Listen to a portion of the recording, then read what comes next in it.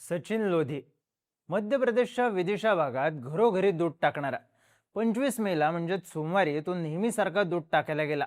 मरियमा वर्गीस यांच्या घराजवळ आल्यावर मात्र तो हादरला. घराच्या दारात गेल्यावर त्याला दुर्गंधीचा भपका आला.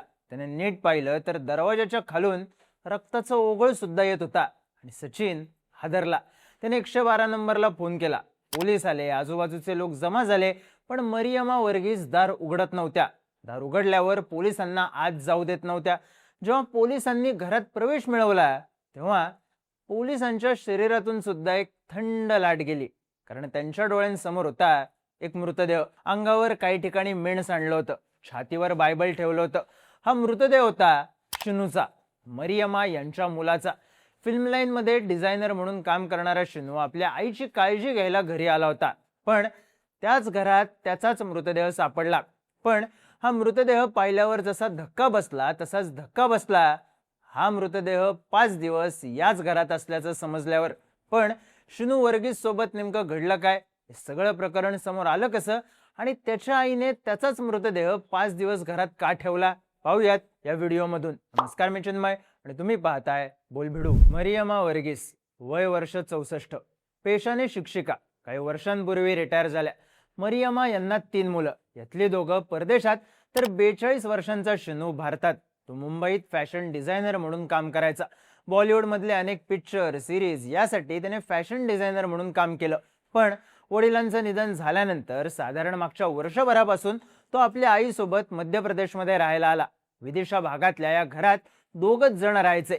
मरियमा या पतीच्या निधनानंतर काहीशा एकट्या एकट्या राहू लागल्या होत्या. त्या घरातली कामं करायच्या, घराबाहेर सामान आणायला पडायच्या, पण जास्त कुणाशी बोलायच्या नाहीत.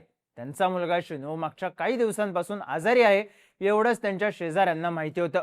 मरियमा प्रचंड धार्मिक होत्या. त्या बराच वेळ प्रार्थना करण्यातच व्यस्त असायच्या.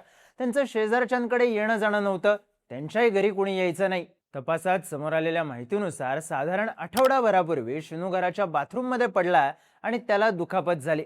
तेव्हा मरियमा यांनी त्यांच्या ओळखीचा रिक्षा चालक बबलूला फोन केला आणि आपला मुलगा घरात पडल्याचं सांगितलं. बबलूच्या मदतीने त्यांनी शिनूला उचललं, घरातल्या बेडवर ठेवलं. बबलूचं म्हणणं होतं, शिनूला जखम झालीये, रक्त येतंय, आपण त्याला हॉस्पिटलला घेऊन जाऊ. पण मरियमा यांचं म्हणणं होतं, त्याला काही होणार नाही, तो ठणठणीत बरा होईल. माझी येशू ख्रिस्तावर श्रद्धा आहे, येशू त्याला बरं करतील, असं म्हणून त्यांनी बबलूला घरातून पाठवून दिलं. त्यानंतर त्यांनी घरातच शिनूला ठेवलं. त्या त्याच्या शेजारी बसायच्या, बायबल वाचायच्या. त्यांचा विश्वास होता की बायबल वाचून, येशूची प्रार्थना करून शिनू बरा होईल. त्यामुळे त्या दिवस रात्र प्रार्थना करायला लागल्या.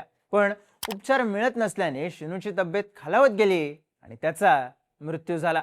प्राथमिक तपासात 21 किंवा 22 मेला शिनूचा मृत्यू झाल्याचं सांगण्यात येत आहे. मरियमा यांच्या शेजारी राहणाऱ्या दिनेश साहू यांनी माध्यमांशी बोलताना सांगितलं, मागच्या 3-4 दिवसांपासून आमच्या घराजवळ दुर्गंधी पसरली होती, पण आम्हाला वाटलं एखादं जनावर मेलं असेल आणि त्यामुळेच दुर्गंधी पसरली असेल, म्हणून आम्ही दुर्लक्ष केलं. पण सोमवारी सकाळी जेव्हा दूधवाला सचिन आला तेव्हा त्याला मरियमा यांच्या घरातूनच दुर्गंधी आली आणि रक्ताचा ओघळ सुद्धा वाहून जाताना दिसला.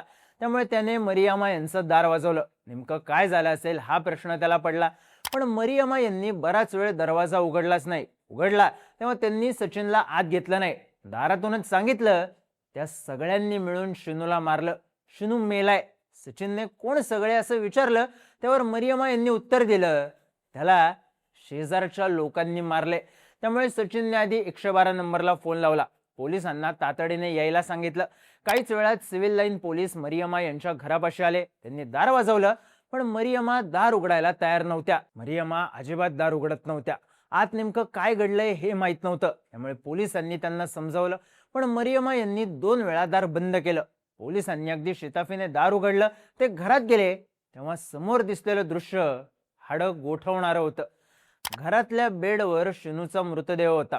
अंगात पांढरा बनियान होता आणि पायावर चादर टाकलेली. त्याचं शरीर फुगलेलं, प्रचंड दुर्गंधी सुटली होती. परिस्थिती इतकी वाईट होती की शिनूच्या मृतदेहावर किडे जमा झाले होते. अंगावर काही ठिकाणी मेण पडलं होतं. त्याच्या छातीवर बायबल होतं, तर मृतदेहाच्या आजूबाजूला जमिनीवर प्रार्थनेचं साहित्य पडलेलं. पोलिसांनी फॉरेन्सिक टीमला बोलवलं. यांनी मृतदेह ताब्यात घेण्याचा प्रयत्न केला, पण मरियमा यांनी या गोष्टीला विरोध केला. त्या मृतदेह इथून हलवू देणार नाही असं म्हणत होत्या, कारण त्यांचा विश्वास होता शिनू पुन्हा जिवंत होईल. पोलिसांच्या प्राथमिक तपासात समोर आलेल्या माहितीनुसार शिनूचा मृत्यू झाल्यानंतर 5 दिवस मरियमा या त्याच्या शेजारीच बसून होत्या. त्यांनी त्याच्या अंगावर बायबल ठेवलं आणि प्रार्थना करायला लागल्या. त्यांचं म्हणणं होतं की प्रार्थना करून बायबल वाचून शिनू जिवंत होईल. खतरनाक गोष्ट म्हणजे त्यांनी हे सगळं अत्यंत शांतपणे केलं. त्यांच्या शेजारच्यांनी सांगितलं की या सगळ्या दिवसात मरियमा नेहमीसारख्याच काम करताना दिसत होत्या.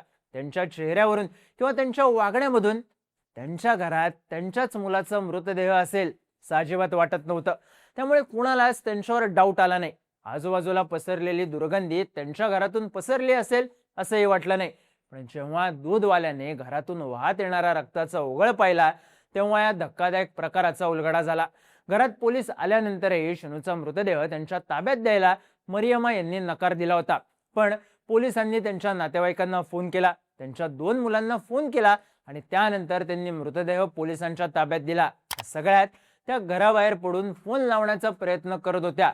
पण हे सगळं घडत असताना त्या अत्यंत शांत होत्या. पोलिसांनी शिनूचा मृतदेह पोस्टमार्टमसाठी पाठवला असून पोस्टमार्टम मधून त्याच्या मृत्यूचं खरं कारण समोर येणार आहे. पण त्याच्या आईने त्याला उपचारासाठी का नेलं नाही, घरातच का ठेवलं, याचा शोध सध्या सुरू आहे.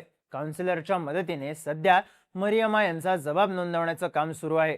सोबतच त्या डिप्रेशनमध्ये होत्या का, त्यांच्या इतर मुलांनी या 5-6 दिवसात आपल्या भावाशी बोलण्याचा प्रयत्न का केला नाही, शेजाऱ्यांनी मिळून माझ्या मुलाला मारलं असं मरियमा नेमकं का म्हणाल्या, अशा अनेक प्रश्नांचं गूढ बाकी आहे. मरियमा आणि शिनूच्या सोशल मीडिया प्रोफाईलवरून हे दोघं प्रचंड धार्मिक असल्याचं समजतंय. पण या प्रकरणाचं गूढ पूर्णपणे सुटलेलं नाही.